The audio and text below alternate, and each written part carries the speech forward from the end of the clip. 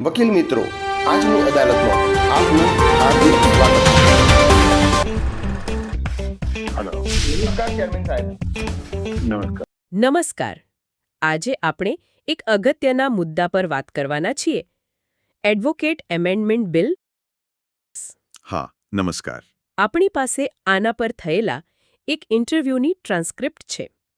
તો આજે આપણે એ સમજવાની કોશિશ કરીશું કે આ બિલ કેમ અચાનક પાછું ખેંચાયું, એમાં શું હતું અને હવે વકીલો અને સામાન્ય લોકો માટે આગળ શું. ચાલો આને સમજીએ. ચોક્કસ. તો જુઓ, સૌથી તાજા સમાચાર તો એ જ છે કે આ જે બિલ હતું એડવોકેટ એમેન્ડમેન્ટ બિલ 2025, એ સરકારે હાલ પૂરતું પાછું ખેંચી લીધું છે. પાછું ખેંચી લીધું. હા, અને સ્ત્રોત એમ કહે છે કે સરકાર આના પર ફરીથી વિચાર કરવા માંગે છે. ફરીથી વિચાર? એટલે કંઈ ખાસ કારણ હશે ને? સ્ત્રોતમાં કંઈ ઉલ્લેખ છે કે કયા મુદ્દા પર આટલો બધો મતભેદ હતો કે આમ અચાનક? હા, બિલકુલ. સ્ત્રોત ઇશારો કરે છે કે બિલમાં 2-3 જોગવાઈઓ એવી હતી એમ કે જેનાથી વકીલોને થોડી ચિંતા હતી. અચ્છા, કયા પ્રકારની ચિંતા? એ જોગવાઈઓ ક્યાંક ને ક્યાંક વકીલોની જે સ્વતંત્રતા છે, એમનો વ્યવસાય કરવાની રીત છે, એને સ્પર્શતી હોય એવું લાગતું હતું.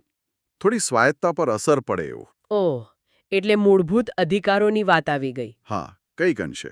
અને એટલે જ બાર કાઉન્સિલ ઓફ ઇન્ડિયા એટલે કે BCI એ તરત જ પગલાં લીધા છે.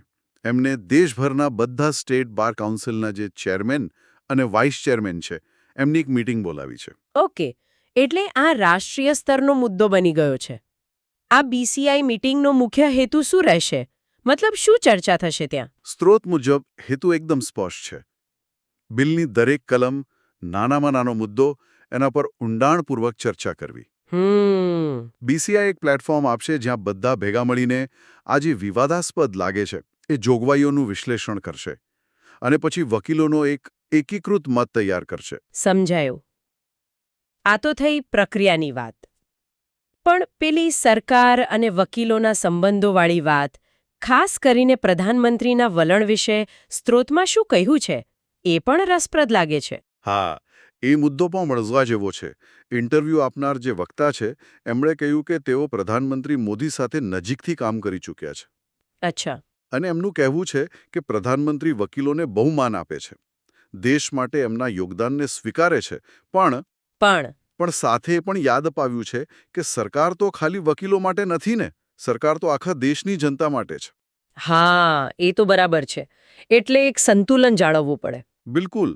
કાયદો એવો હોવો જોઈએ જે સામાન્ય માણસને પણ સ્પર્શે અને વકીલોને પણ અન્યાય ન થાય, બંનેનું ધ્યાન રાખવું પડે. અને આ સંતુલન કેમ આટલું જરૂરી છે? પેલો ન્યાયતંત્ર પરના વિશ્વાસવાળો મુદ્દો સ્ત્રોતમાં કેવી રીતે મુકાયો છે? હા, એ બહુ સરસ રીતે મુકાયો છે. સ્ત્રોત કહે છે કે આપણે ત્યાં સામાન્ય વાતચીતમાં પણ લોકો કહે છે ને, હું તને કોર્ટમાં જોઈ લઈશ. હા, એ તો બહુ કોમન છે. ભલે ગુસ્સામાં બોલાયું હોય, પણ એ શું બતાવે છે કે સામાન્ય માણસને પણ ક્યાંક ને ક્યાંક ન્યાય મળશે એવો વિશ્વાસ છે. સાચી વાત. અને આ વિશ્વાસ ટકાવી રાખવાની જવાબદારી ખાલી જજની નથી, વકીલોની પણ છે, સરકારની પણ છે, ત્રણેયની છે. એટલે કાયદો એવો હોવો જોઈએ જે આ વિશ્વાસને વધારે તોડે નહીં. અને આમાં વકીલોનો રોલ કેટલો મોટો છે? ખાલી કોર્ટમાં કેસ લડવા પૂરતો જ કે પછી? ના ના, બિલકુલ નહીં. સ્ત્રોત સ્પષ્ટ કહે છે કે વકીલોનો રોલ કોર્ટરૂમથી ઘણો મોટો છે. ઇતિહાસ જુઓ, સામાજિક ક્રાંતિ હોય કે આઝાદીની લડત. હા, ગાંધીજી, સરદાર પટેલ, કેટલાય નેતાઓ વકીલ હતા. બરાબર. અને આજે પણ જુઓ, રાજકારણમાં, પોલિસી બનાવવામાં વકીલો આગળ પડતા છે.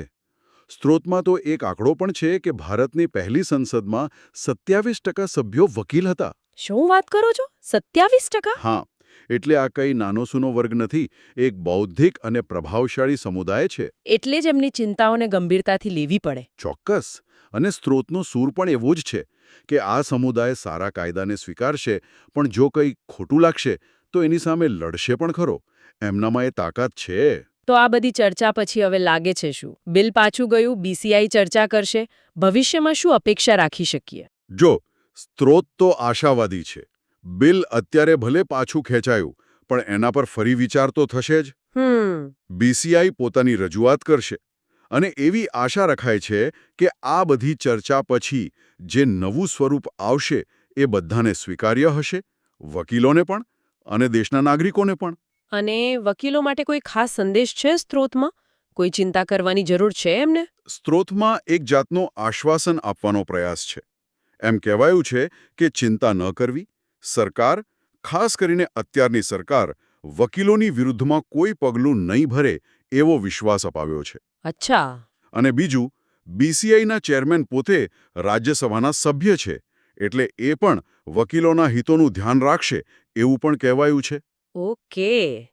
તો ટૂંકમાં વાત એમ છે કે એડવોકેટ એમેન્ડમેન્ટ બિલ 2025 હાલ પૂરતું અટકી ગયું છે. હા. અને હવે રાષ્ટ્રીય સ્તરે એક મંથન ચાલી રહ્યું છે કે વકીલોના અધિકાર, એમની સ્વાયત્તતા અને સામાન્ય જનતાના હિતો વચ્ચે એક યોગ્ય સંતુલન કેવી રીતે લાવી શકાય. બરાબર.